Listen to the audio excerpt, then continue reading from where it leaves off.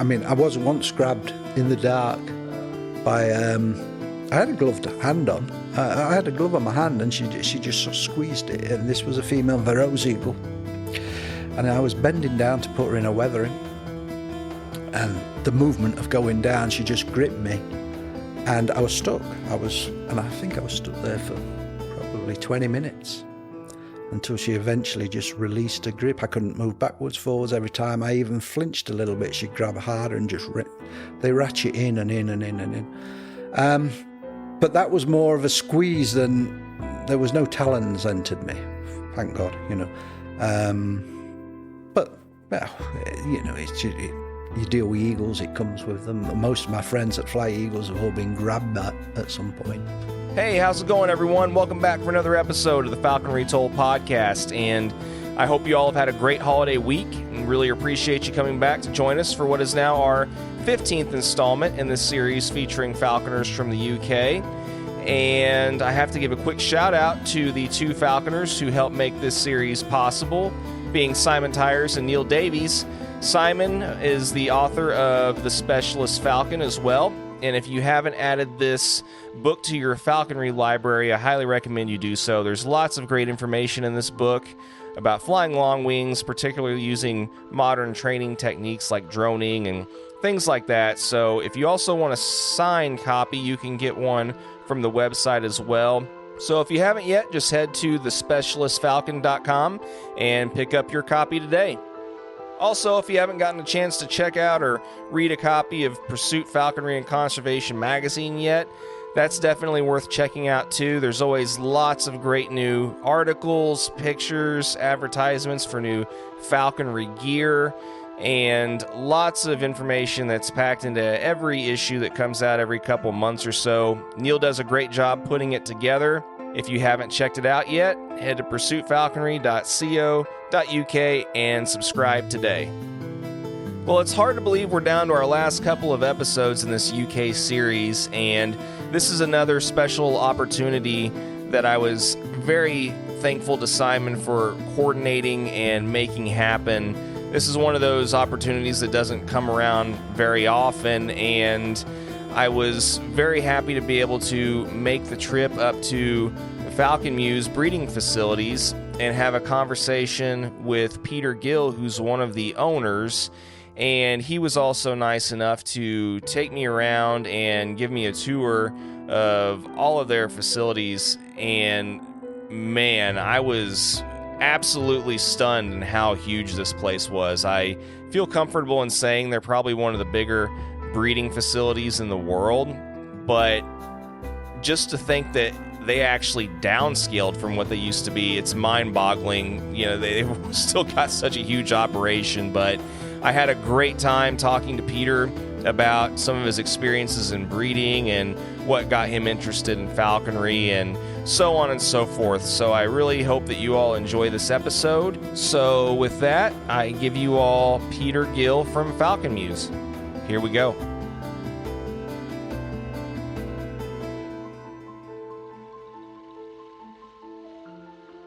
It's definitely very, very overwhelming just seeing everything that you've got into this operation. I mean, what year was it approximately that you guys started all this? I started breeding when I was 16 in 1978. We've been here about 25 years, and Richard's been partner with me for 22, 23 years.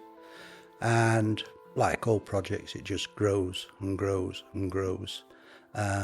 Although in the last couple of seasons, we have kept roughly at the same sort of number of chambers particularly. Cool. Yeah, it's like I said, it's astounding. I've seen a few smaller operations. I've not seen anything near this big yet. I did not realize that this was going to be this large. So it's very... we certainly breed more falcons than anyone else in the UK.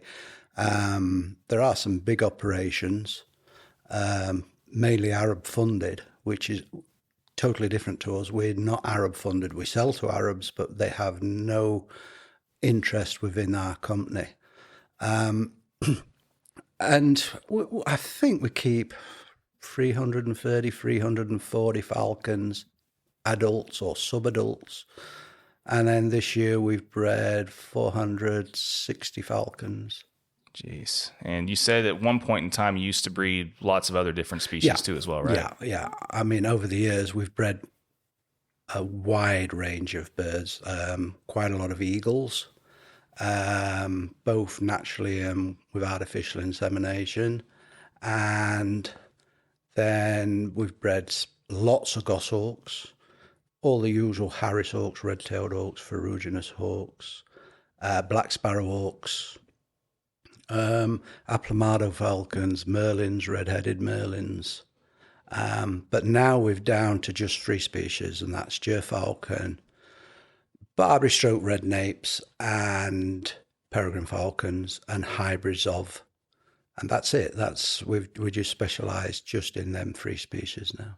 Yeah, that's nuts. I mean, you mentioned earlier whenever you were showing me around some of the different rooms, like whenever you're showing me, especially like the incubator rooms and just some of the different, well, one of seems like 100 different rooms that you have here, that it seems to be a little bit easier for you all now to kind of manage a little bit and stuff. But yeah, I mean, when you, particularly in the rearing room, when you're rearing such a wide variety of species, they all have their own little quirks. Goshawks throw food.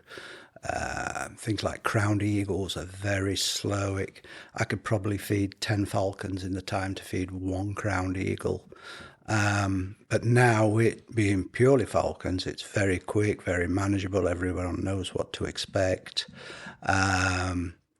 And it's like anything. If you have one poorly or sick bird, that can take the same length of time as feeding 10 good birds by the time you're giving it antibiotics, fluids, force feeding if necessary. But all in all, we don't get too many. So now life has become easier. Yeah, I can imagine. Well, I can imagine that each one of those different species that you used to deal with, like you were kind of describing, poses its own set of challenges. And when you've got to constantly work around a lot of those different things, I mean, how many different sets of hands do you have on hand to help you out? Well, there's 3 of us do the breeding, me, Richard, and Lee. We all do his own specific areas. And as an example, Richard does the incubation. I do the hand rearing for up to 8 days or longer if it's going to be an imprinted bird. I do all the forced inseminations. Then we all do voluntary inseminations within his own barns. So everybody knows what they do. Unfortunately, at this time of year, I get all the paperwork, particularly the CITES, etc., and dealing with the customers, which really we find the hardest work of all the year. The rest of the year, it's quite enjoyable, but when you get to dealing with customers and who all expect different things from you, all want everything doing now, today, it can be quite demanding. But with 20 odd years of experience of dealing with these customers, particularly from the Middle East, so we know what to expect and we know how to get around little problems. Yeah, I'm sure that each passing year it becomes just a little bit more of a finely oiled machine, so to speak. Yeah, without doubt. And each year can throw different little problems, particularly from medical sides, things you've never come across before. Although I think by now we've seen the vast majority of problems. We have a good veterinary backup system. Most of the veterinary stuff is done in-house. Only thing we haven't got is an x-ray machine, really, but we have got one within 2 miles from here if we ever needed one. So, we've got good vets that help us.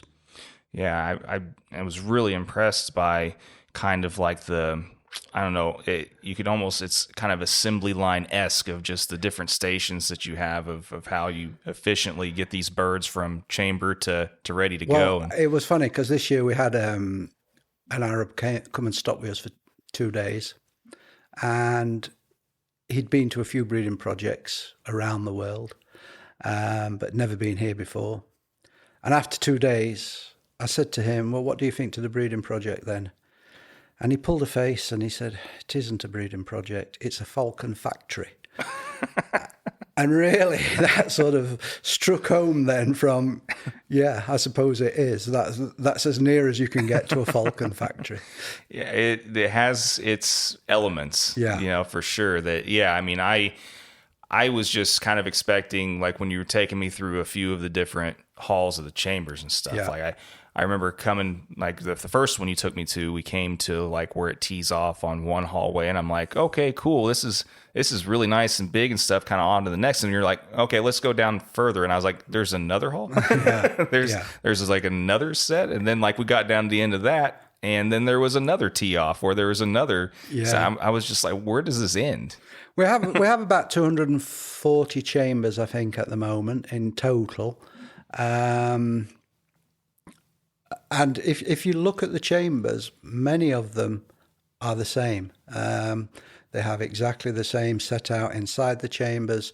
And this is so we can move birds from one place to another and it's not strange to them. And we don't plan to really build any more. We think we've reached our peak. And it's just about manageable now. But it's only any good breeding birds if there is a market and a use for them. And some of the species which we have stopped breeding was due to the market didn't demand the use for them anymore. One of the big markets that we've always had is Japan.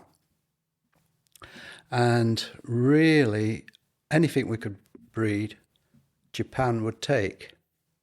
50, 60, 70 Harris hawks a year, 50 Goshawks a year. This was achieved for many years. And then as Harris hawks started breeding in Japan, and so the market stopped. So we didn't have an easy outgoing market, so we stopped breeding Harris hawks. And if more people would just breed for what is required rather than just what they can breed, then the market would be a lot better. Yeah, I can understand where you just because you can doesn't mean you should. Exactly. Yeah. But one of the things is we were one of the first, not the first, but one of the first to stick his hands up and say, we are commercial breeders. Many clubs, British Falconers Club at the time, did not like this. They did not. They didn't like the commercial element, which I can't understand, because everywhere else you had the falconry equipment makers selling, dog breeders seemed to be all right. Everything seemed to be all right except for the actual falcon breeder. I think times have changed and people's attitudes have changed. But you're right in what you're saying. To breed something just because you can is not a good enough reason. There has to be a market. And when I say market, I don't mean necessarily financial, but an element of where people want these birds. I mean, we're now starting to see quite a large problem with male peregrine falcons, in that everybody wanted the females who were imprinting them for hybrid production. And with females, you get a massive excess of males. And now you're seeing people give them away. Now, people will say that, well, that's all right. But you fetch a whole new element of people in when something's given to you free of charge. I'm not saying everyone's wrong, but you don't know the hands that they go into. And so everything else has sort of worked itself out. I mean, now there's nowhere near as many Goshawk breeders. And this has happened within 2 to 3 seasons. There's not as many Harris hawk breeders. There's not as many red-tail breeders. And the market is now returning to, there's probably just about enough being bred for what's wanted, rather than an over-excess. Peregrines are going to be, it will happen with peregrines, but there's going to be a big excess of tiercels for the foreseeable future. which is a shame because I don't think there's any better bird for flying than a Tiercel peregrine. So, it's... Ger hybrid production, we're already seeing. Ger sakers, not many people want them. As nice as they are and as hardy as they are and as suitable for the Arab market as they are, the Arabs have decided they don't want them. And one of the best pieces of help and information I was given was probably 18, 20 years ago, was Sheikh Buti Al Maktoum said, what you need to do is to come to my majlis, the visiting room, sit there, be quiet, spend quite a few weeks and listen to people what they want. Only breed what people want. Don't breed what you think they want. Find out what they actually want. And that's worked for us pretty well, to be honest. Yeah, I can understand. I mean, the natural laws of the market, supply and demand. I mean, it has to apply to this as well as it does anything else. Anything else. Yeah. Anything else. It's and that's what we're seeing.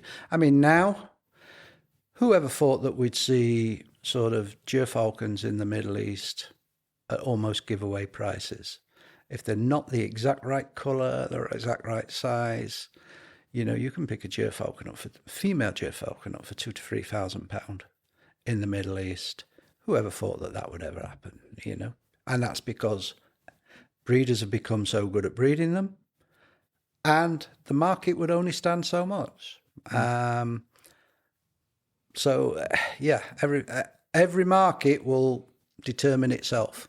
Sure. Yeah. And then you've also got all the natural kind of pitfalls that happen in any kind of market like that, where, you have an order, it falls through, this, that, and the other. And I'm daily. Sure, yeah. Daily.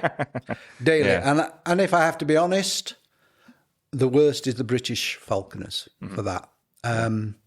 We have purposely, over the years, tried to steer away from the British market.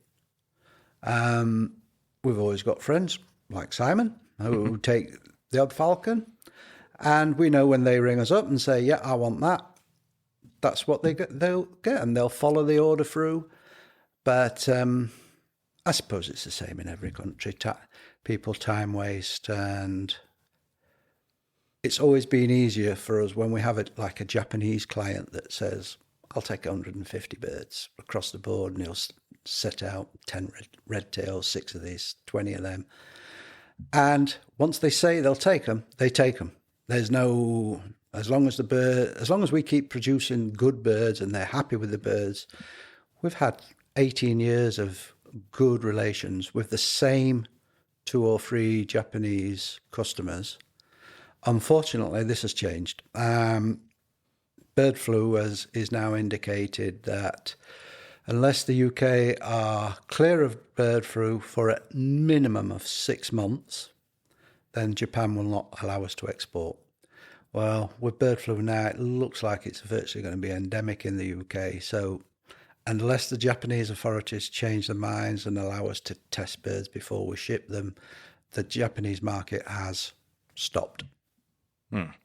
And, I mean, there are governments like that kind of taking into account the fact of just normal migratory birds that come through and stuff too? Or in Japan have a big problem with wild avian influenza.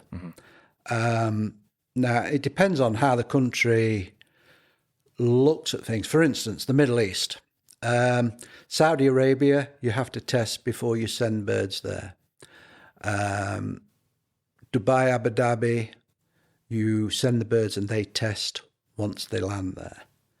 So they've all come up with little ideas of how to do things.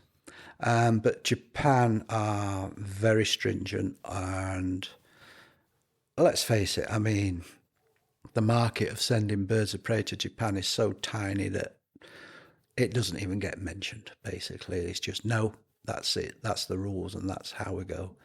Even the poultry market has stopped, but apparently it wasn't that big anyway. So unless it's a large market, people don't sit up and listen. I understand. Yeah, I can imagine just all the different all the different hurdles you got to jump through dealing with all these different, just the paperwork. And yeah, I mean, you just never know what comes up with people either. I had to cancel a deposit on a bird. I actually had a bird fully paid for a year or two ago, and had to cancel because my septic system decided that I didn't need a bird. I needed a right. And you just never know what pops up. No, you don't know. And it's hard to plan forward. We've always now gone for one or two large customers that we know will take lots of falcons. Generally in the Middle East, we have one customer who works this year as an agent for us. I don't think anyone in the Middle East works with the same person for more than 3 seasons. They tend to swap and change, no matter who you are. And I've talked to breeders all over the world, and they say, oh, yeah, we had a good relationship for 3 seasons, and then he went XYZ to somebody else. And we found that all the time. The actual agent we're using now, we did use for 5 or 6 years. Then we had 4 or 5 years off. And now we're back with him. But we do it different. In the past, we've always arranged a price, and we send the birds out there, and that's the price we get. Regardless of what he sells it for, that's the price we get. Now, because you're talking up to several £1 million worth of birds, they can't really put the neck on the line to everything. So the deal we have now is, okay, we'll send them you all out. They all belong to us. You sell them. You take your percentage, an agreed percentage. And this takes a lot of trust but it's working. It's working okay so far. Everybody seems happy. But what the future holds, I don't know. But things in the Middle East have certainly changed. Everybody knows that. Certain birds are really wanted. Now we have all the racing. They want race line winners, etc., etc. So now we have to keep lots of pedigrees and lots of various spreadsheets of who did what did when, and who's the siblings and who's this, which has added a lot more work. And we get questions daily, sometimes multiple questions daily on different ring numbers from the past. Have we got any siblings this year? And you say yes, and then they say, well, what colour are they? Or what shipment are they being sent in? What sexes are they? Sometimes you can't answer it because you haven't got all the information in front of you. But we get by. And you just have to be as truthful and honest as possible. Yeah, well, I mean, how are you keeping track of all this stuff? Just traditional pen and paper, books, or you have everything in Excel spreadsheets? Spreadsheets. Yeah. I probably run about 50, 60 different Excel spreadsheets at the moment for different things. And the thing that you have to do when you get large is, if you're going to keep records, they have to be strict records. It's no good keeping half-hearted records because it just confuses you in the end. So everything is from the egg being laid, that gets a number. When it hatches, it carries on that number. We fill out 2 sheets at the time of hatching. One stops in as records. One then follows the bird wherever it goes around the facility, so to whichever parent, to whichever hack pen, etc. And then another spreadsheet is following whether the CITES has been applied for, whose it's been applied for, where it's going. Sometimes we have to do multiple CITES for the same bird. For instance, we're waiting to see if we're sending some birds to Saudi Arabia to the auction. And we're now down to within 14, 15 days, and there's still problems with health certificates and agreements between governments. I personally don't think it's going to happen. But knowing that this could have been a problem at the beginning of the season, I applied for the same birds to go to Dubai as well. So simply, I'll just swap them straight over to Dubai. I won't be waiting for paperwork. Most paperwork takes 3 to 4 weeks. we can decide today, no, right, next week we'll send them to Dubai and everything will go ahead. But it means then having to do multiple times each bird and different CITES and different health certificates. But we seem to always get through by the end.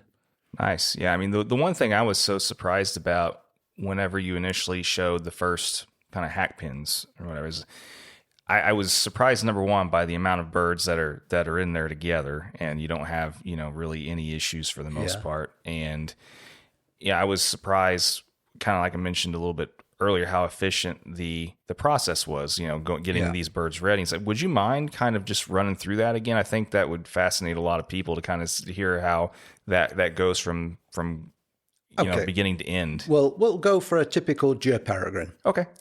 When it hatches, sheets are filled out. We can tell the colour of the bird at the time of hatching, whether it's a black Gill peregrine or a white Gill peregrine or a grey Gill peregrine. You can't tell how black, how white, but you can tell the fundamentals. So all this is then put on a spreadsheet. It moves to the brooder room within an hour of hatching. Unless it hatches in the night, then it's first thing in the morning. In the brooder room, it's coloured up. So each bird will have its own colour, whether it's a blue head, black back. And so it's recognisable right through to the time of a band putting on or a ring putting on. It's reared in there for approximately 7-8 days. And then it's taken out to either pairs of peregrines or imprint female peregrines, where it will stay until it's ready for the hack pen, which means it's left the nest ledge, it's got off the floor, it's flying from up to the highest perches in whichever chamber it's in. They then move to the hack pen, and we have 3 hack pens, and we'll have anywhere from 50 to 80 falcons in each hack pen at the highest point. We tend to put females in one hack pen, males in another. Not that we've had any trouble when we've mixed them together. It's just better for us, and the hack pens are different sizes, so obviously the bigger the hack pen, the bigger females go in. They stay in the hack pen anywhere minimum of 2 weeks, preferably 3, but sometimes up to 5 or 6 weeks, depending on the time of the year and when the chick hatches. They're then caught out of the hack pen, which is usually a 3 or 4 day job, because we catch in the smaller antechambers from the hack pen with food. Some come in, usually you catch about 50% in the first day, and then it goes down and down and down, and some that we call pirates will never come in that room. They'll just sit outside, wait for a bird to come out with food and rob it, basically. We usually get down to 5 or 6, and then we just go in and net them 5 or 6. They're then put into big indoor chambers, where they're going to stop for about 7 to 12 days roughly before the ship. So they're put into individual shipments. Everything's checked, band numbers, etc. as they go in. Everything's checked for coccidia as it goes into the hack pen, and then as it comes out the hack pen, we use a different treatment called Worm Out Plus, which does coccidia and worms. Most vets would stand there and say, well, you should really test them before you do. We don't have the time, or we just have to do en bloc. And when we had the more experienced vets here, they've said, yeah, well, you're doing exactly right. You can't do any difference. So they put into the individual pens. On the day of shipping, we go in at 6 o'clock in the morning. The vet comes at 6 o'clock in the morning, catch them 7 at a time, fetch them out, equipment on, vet looks at them, ticks them off a list. They then sit on perches hooded for 5 or 6 hours. Equipment's taken off them, except for the hood. Guards are put on the wings and the tail. Some people don't guard these days. Some people soak them down. It's individual. Some argue for one point and some argue for the other, but in our case we guard. Into the boxes, and then they're straight off to the airport. This year we're using Birmingham Airport. In the past we've used Manchester, and the last couple of years we've used Heathrow, mainly because Emirates stopped flying out of Birmingham through the pandemic, but they've started back up now. And by the following morning, they sat in Dubai. And our dealer has a nice big place, which is all air conditioned, and he has a indoor hack pen if required. But most birds are put straight up onto perches, rested for 3 to 4 days, get feeding, and then people can go and see and pick their own falcons, many of which have already been pre-sold because they've asked for ring numbers and they want siblings from birds they've had in the past. And that's really the whole circle. And then it's back to cleaning out, which takes 3 and a bit months from one end to the other, repairing up if necessary, and a few changes here and there, repairs, new cameras, etc. And then the whole series starts again. Jeez, that is a lot of moving parts. A lot of moving parts. And it's like anything. If our staff have all been with us now for, I think one's been with us 4 years, one's been with us 10, and one's been with us 18. And so they know the job. They're good lads. They don't have days off. They all turn up on time and they go home on time. So everything's pretty smooth. Well, you guys must not be too bad to work for then. No, I don't think we are. I mean, there's times in midwinter when you're cleaning avers out and it's cold and it's snowing and people are a bit fed up. But there's good times as well. So sure. Yeah. Well, and one of the other kind of clever things, going back to, you mentioned the tail and the wing guards. I thought it was kind of clever how you said you'd use former X-ray film. X-ray film. Yeah.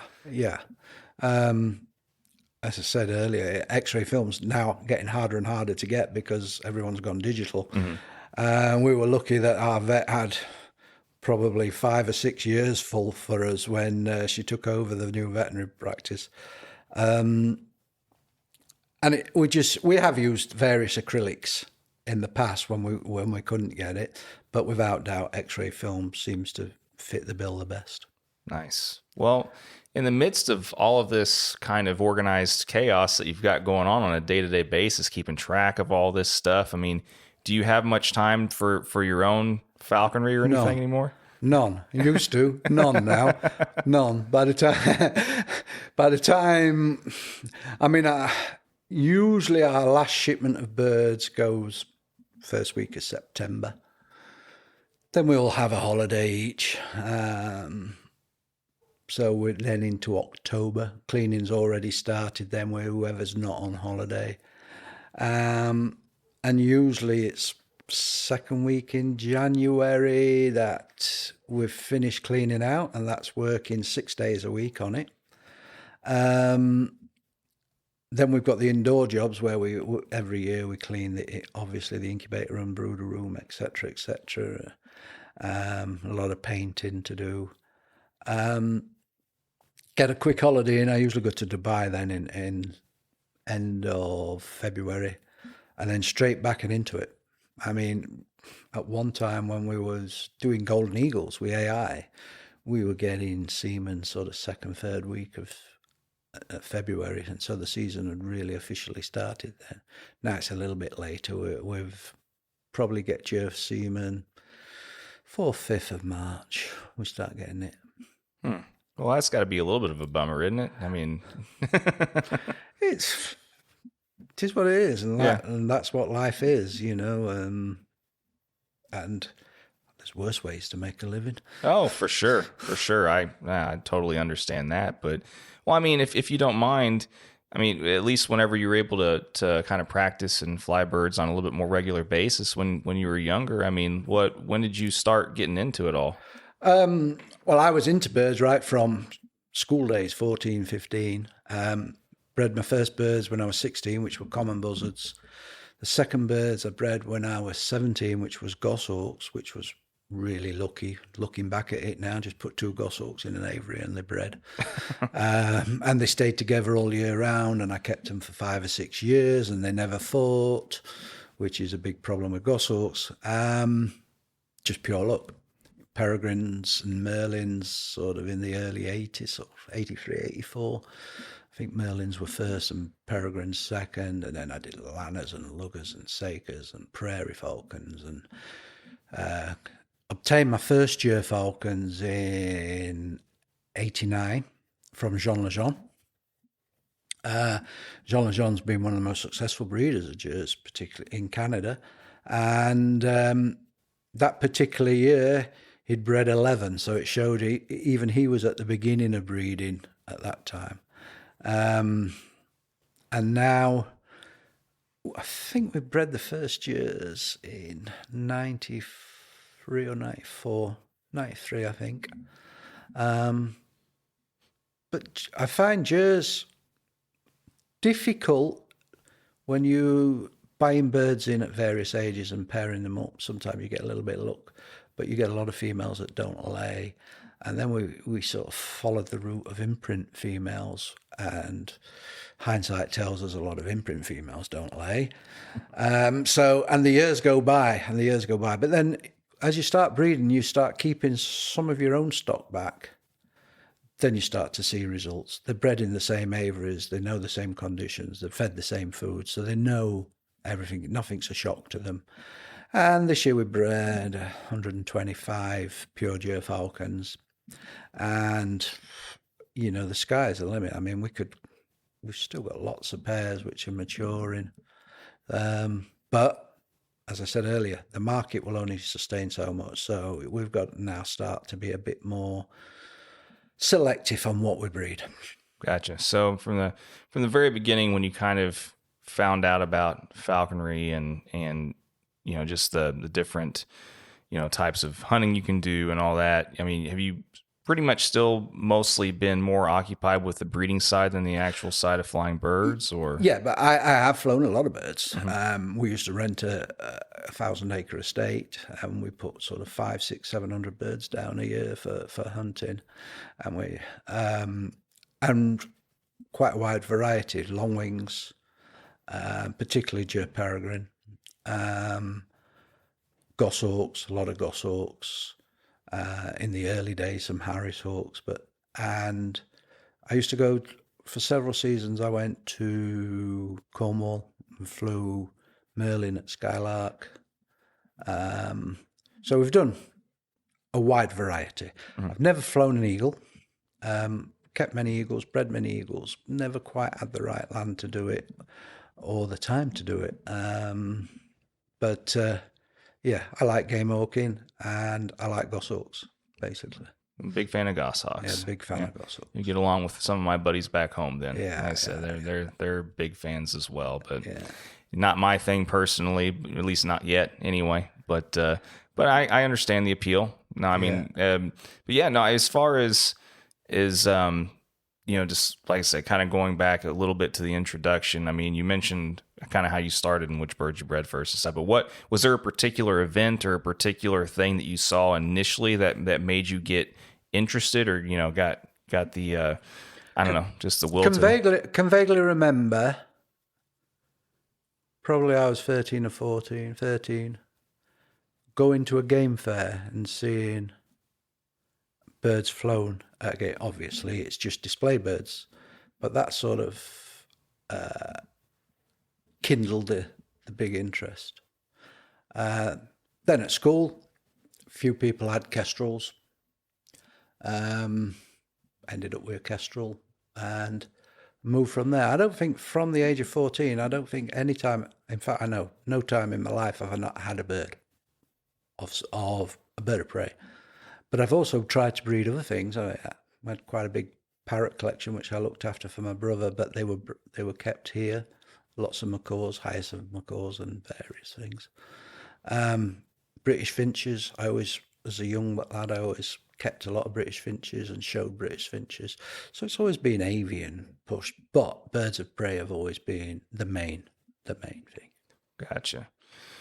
Well, I mean, is there any particular I don't know, event or story that sticks out in your mind from like whenever you did most of your game hawking that sticks out? Do you have a particular memory of any particular bird that you had or a particular hunt or anything that you'll always kind of remember? Or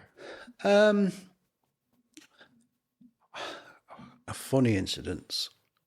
When I was made redundant, which actually pushed me into birds of prey full time, was for 3-4 years we ran courses.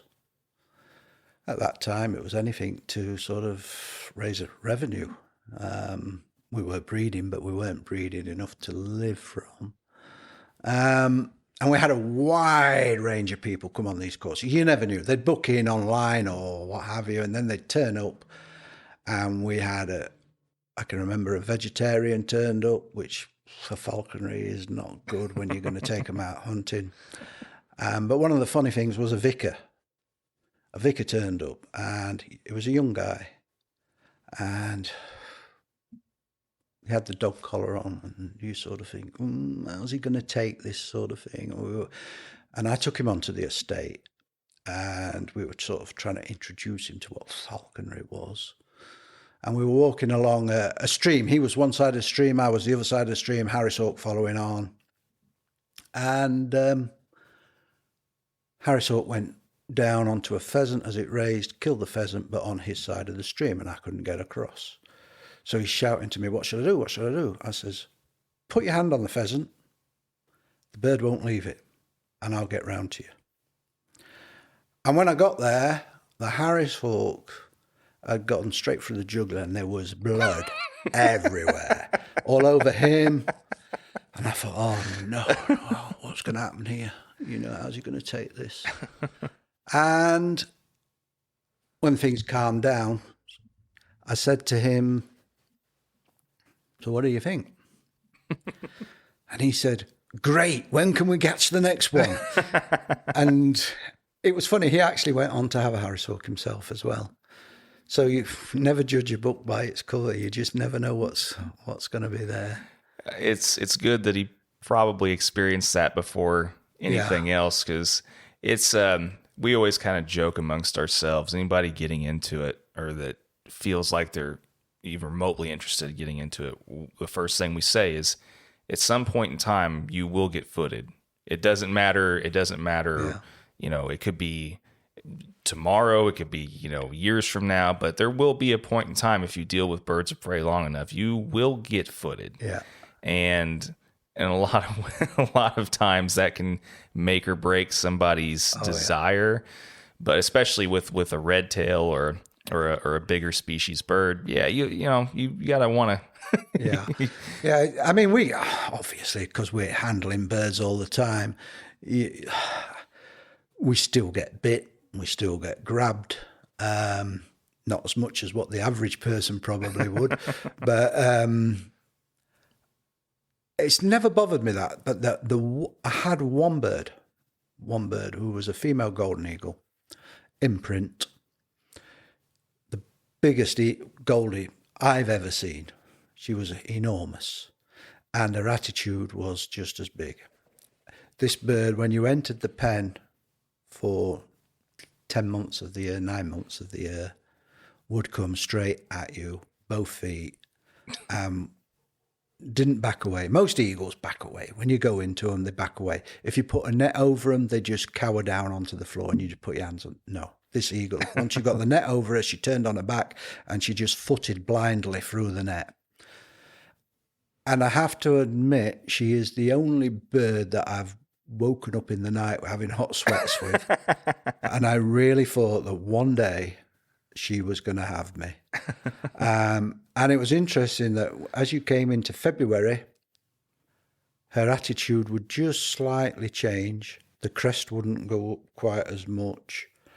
And then within 4 or 5 days, she was standing for voluntary insemination, and I could pick her up like a chicken and do anything I wanted with her. She used to lay 4 or 5 eggs, and we'd get 4 or 5 fertile eggs from her. Absolute dream to work with. She'd sit eggs.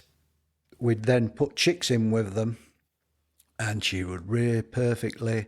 And to some degree, she would, as you entered the chamber, she'd get up off the chicks, fly away as if you were the male, let you have a look at the chicks, and she'd have a preen and a feed, and then come, as you left the chamber, she'd come back until you had to put the bands on the chicks, because invariably as you pick the chick up, it would shout out with some sort of distress, and she would come straight in. And from that minute onwards, for the rest of the year, she would have you if you went in that chamber.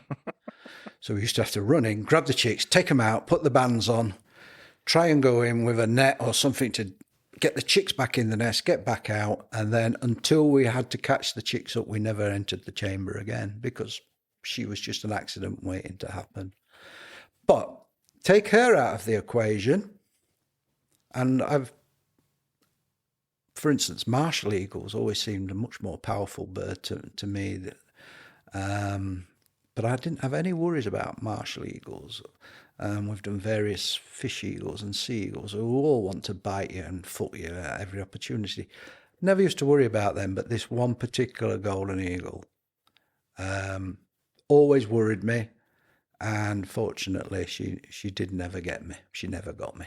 Well, we're sitting here now and we're having this conversation, and yeah, I'm glad for you anyway. I've heard a couple of stories about guys that have gotten footed by them before, and I can only imagine. Yeah. I was once grabbed in the dark by. I had a gloved hand on. I had a glove on my hand, and she just sort of squeezed it. And this was a female Verreaux's eagle.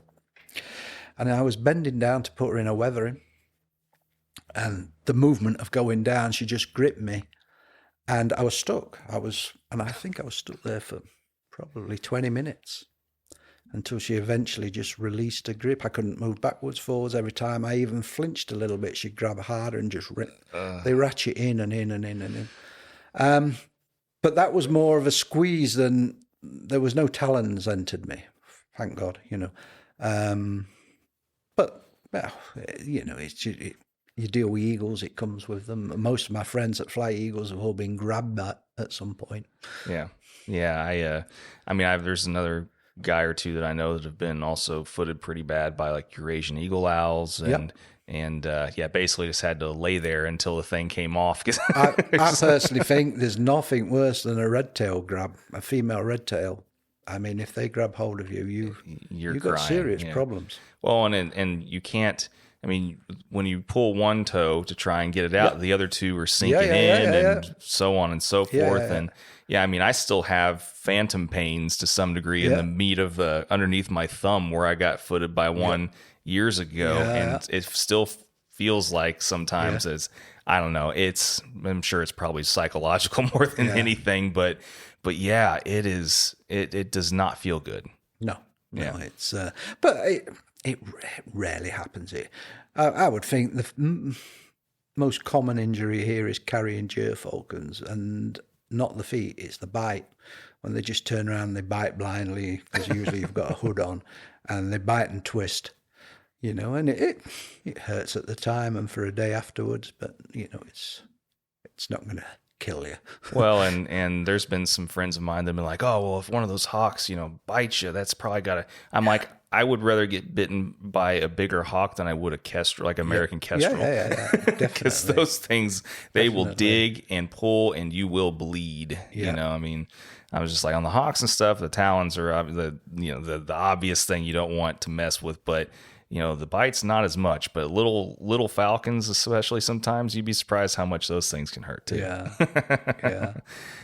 No, that's, is there any other things that kind of come to mind as far as just interesting things you've encountered? Or, you've been doing this an awful long time. I know there's got to be a ton, but. Yeah, we've encountered a lot of people. One interesting thing was me and Richard ran a project in Qatar, in Doha, they set up a breeding project. They asked us to go over there, and they wanted to do a contract with us, and we had numerous meetings over a 10-day period, and at every meeting our salary went down. Until in the end, they rang up the hotel and said, right, are you coming today? I said, sorry, we can't come. They said, why not? They said, because we'll be paying you if we come today. The salary's gone down that much. We're not interested. So jump forward 5 years. The project had had various people there, and still they'd never bred a single falcon. And we had mutual friends who were friends of the owner. And the owner at the time was the Minister of Defence for Doha. And they said, well, will you just come and have a look? Just tell us where you think we're going wrong. So they paid for us tickets, and we went over there and we had a bit of a holiday and looked around, and there was quite obviously things wrong. Didn't help when there was a snake in the corridor for a start. There was chickens in some of the imprint pens. There was a steppe eagle in another one. And it was quite awful, really. And we told them. We were frank with them and said, this is never going to work under these circumstances. So they said, well, advise us and we'll start all again. We'll do complete new buildings. Now, bear in mind that these buildings, there was nothing really fundamentally wrong with them. And they all was built on the arc of a 100-metre hack pen that was 6 stories high, all breeze block built in. Just everything was oversized and too big. And we said, well, we'll give you some assistance. And they said, well, we'll pay for your families to come for holidays each year. And at that time in our life, it was a challenge, and it was free holidays, really. That's how we looked at it. And within 4 years, we got them breeding. I think they bred 96 falcons in the 4th year. So everyone was really happy, and we went out one day and they said, oh, the general wants to see you, and we'll go to his palace up by the sea, fetch your family. And we went up there and we did fishing and snorkeling and all the rest of the toys. And we sat down for a meal with him, and I had a meal, and then he said, come and speak to us. Now, you have to bear in mind that this was sort of Second Gulf War sort of time. Qatar had allowed the Americans and armed forces to use their place as the base because Saudi wouldn't. And it was actually the American main airport backed onto where our hack pen was. And that's how close, but we never saw anything, it was, everything was sort of run as normal. So we sat down and had the general said, can I have a word with you? So we said, yes. Yeah, sure, no problem. And he says, so what do you think to our problem? Now, we're thinking breeding centre problem. This is all we've ever spoke about, nothing else. And we said, we look at one another and we think, well, we ain't got any problem. Well, we ain't got any problems. And he says, no. In Iraq, what is the Western perspective? We'd been told a couple of years before with the people that we were around by other people was always stay neutral, don't say anything. Some people you think will be thinking in one direction, but they're not, they're thinking in another. So we played it very cool and said, oh, we don't have a perspective. We see it on the news at a time, but we're sure there's more going on than what they reported. And it brought it home. In the same conversation, we talked then about some falcons. And he talked about his favourite bird was the Sake falcon, and particularly from a place in northern China. His father had them from there for many years, and he'd sent trapping expeditions there in Mongolia. And he said, but of course, never get one with the spots on the back. So we looked at one another. We said, what do you mean with the spots on the back? You know, where they have the white spots on the back. And we said, well, why? And he says, well, it's common knowledge. Spots slow the birds down. And we sort of sat there and thought, this guy is in charge of all the armed forces. and he thinks that some spots on the plumage slow the bird down. Maybe he knows something we don't know, but we couldn't disagree with him under the circumstances. Well, yeah, you're in his house and under his roof. Oh yeah. Those the bigger the spots, the slower it's going to be. You just have to agree until you get out of there. You find this in the Middle East a lot, where if their father or their grandfather has said something, and sometimes there will be a scientific background, but sometimes there isn't. But you have to agree. You have to say, "Oh yeah, of course you're right." Of course, It's like saying that grey Ger peregrines are the fastest because they've won the most races. Well, yeah, because if you look at the proportion of grey Ger peregrines in the races, it's like 80-90%. They're going to win the most races. Or a very big racing team, probably the largest racing team in the Middle East. I visited them. And they had about 100 Ger falcons on blocks in one room, which seems a lot, but believe me, it was 100 Ger falcons from all over the world, different breeders. And my question to them was, well, as we went round, they said, "Oh, this one's had aspergillus, this one's had aspergillus, this one we're treating for aspergillus," and so I said to them, "When you get the birds here in the Middle East, do you ever just treat them with a small dose of voriconazole for the first week, 10 days?" And they said no. So I said, "Why?" And they said, "Because a bird treated with voriconazole has never won a race." I says, "Yeah, but that's because you only treat it when it's got aspergillus. What you should really say is a bird with aspergillus has never won the race. It's not the voriconazole that's stopping it."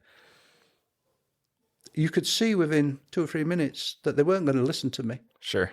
So you just move on to the next thing. You say, "Well, you know best. You're the race." Oh, you'd be surprised. I mean, you probably wouldn't be surprised, but I mean, there's a lot of things like that happen even in medicine, in our medicine, human medicine, and a lot of just, these weird observational, things. I've been lucky in that I've been friends with some really, really good vets, both here and in the Middle East. And you have to remember, in the Middle East, they see probably 50 times as many, let's say, aspergillus cases as what a vet would in the United Kingdom, maybe even more than that. And it's interesting how different vets sort of look at things differently. Example, any breeder will tell you that sends to the Middle East, sooner or later, you'll get the call, "Oh, we can't pay for this falcon. We've had it scoped. It's got aspergillus." Now with experience, you have to sit back and say, "Okay, first, where did you have it scoped? Second, can I see a film of the scoping?" They all take films. They all take pictures. Any modern endoscope now has this facility on it. Third, when you saw something that was susceptible, did they take a small piece and look at it under the microscope? Many vets don't, but the best vets, i.e. Abu Dhabi Falcon Hospital or Antonio de Soma, would never put their head on the fire. They'd say, "It looks like aspergillus," but they would never say it is aspergillus without doing further tests. And we certainly know birds which have been, within 3 days of being flown in there, will show white lesions, white marks, which tend to come from, well, they tell me, air pressure in aeroplanes. After 4 or 5 days, they sort of have gone. But if they're scoped too quickly when they get there, a wrong diagnosis can be made. So it's going that extra step. We now say, "Okay, we'll accept a bad report, but only from this veterinary surgery or this veterinary surgery, none of the sort of backstreet places." Not that I'm saying all the backstreet places are wrong, but if they don't do the proper tests, you're talking a lot of money. Mm-hmm. and you just got to be careful. But of all the sides, the veterinary side interests me the most. As you can see, we have quite a good veterinary facility here, and that's because the vets come and they'll say, "Oh, why don't you have a blood testing machine for lead?" Right, we'll get one of them. Why don't you have an endoscope? Right, we'll get one of them. And we have vets come. Richard Jones comes over. He's been a big help. In the past, we've had vets like Nigel Harcourt Brown that's been a big help. It is a side that really interests me. I can see why. I mean, it's fascinating, and I've had to have a necropsy and things done on birds in the past, and you're always curious. What I mean, if anything else, you're always curious to find out what it's kind of the deal with some of these things, so you can try and avoid them in the future too. Yeah. And I mean, in breeding in chambers, when you've got 4 or 5 ices being reared, particularly in hot, bad weather, a piece of food can soon go off. You're trying to feed sort of just the right amount so there's nothing hangs around, but a bird will go and stash it in a corner and then feed a chick, and the chick then starts to show problems. So you've always got to be on the ball. Usually we find in that section of the rearing, then it'll be a bacterial problem. Just after leaving the nest, if it's a gerfalcon, it could be aspergillus, so you have to take that into consideration. I've never had a bird show signs of aspergillus in the nest. Just after leaving, yes. But over the years, you change things.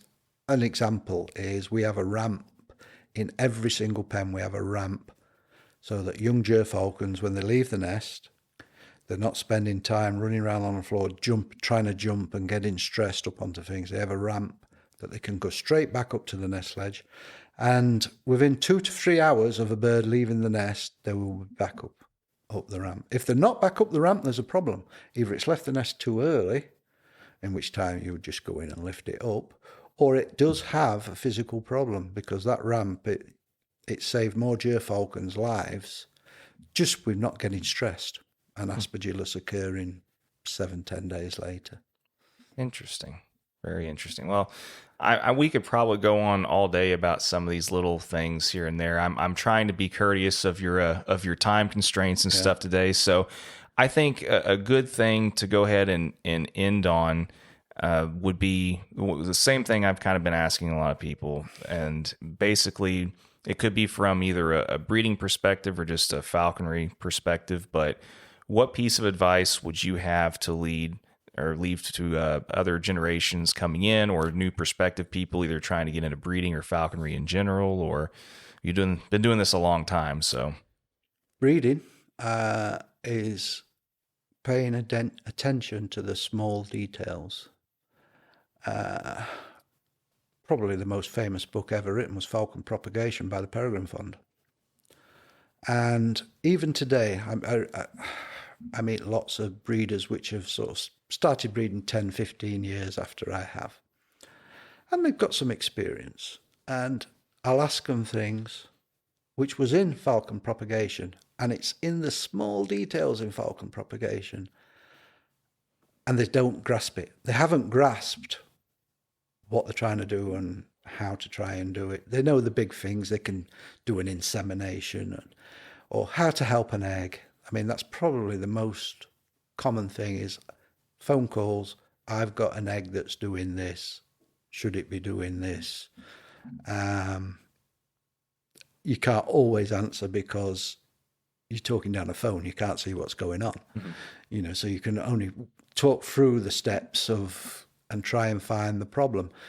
Or they come to you after the breeding season and say, "Oh, I had these eggs stop. What do you think?" Well, really, I ain't got a clue because I don't know what you were doing at the time.